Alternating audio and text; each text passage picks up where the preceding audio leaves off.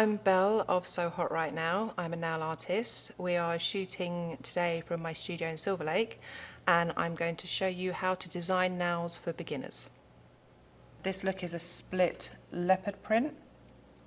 For this, you will need a base coat, a fast drying top coat, 5 different colours, black polish, and a dotting tool.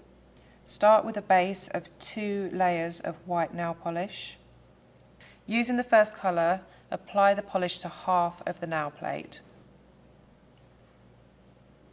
On the other side, where the white is still showing, place 3 or 4 random dots and shapes in the same colour.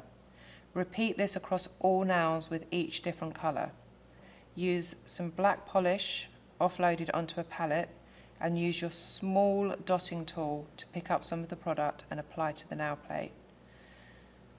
Make uneven, unfinished lines and circles around all of the coloured dots you have done, and then place random dots and stripes in between the coloured spots and also along the vertical line of the nail.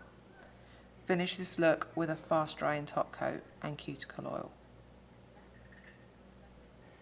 And that was your beginner's guide to nail art. I'm Belle of So Hot Right Now. See you next time.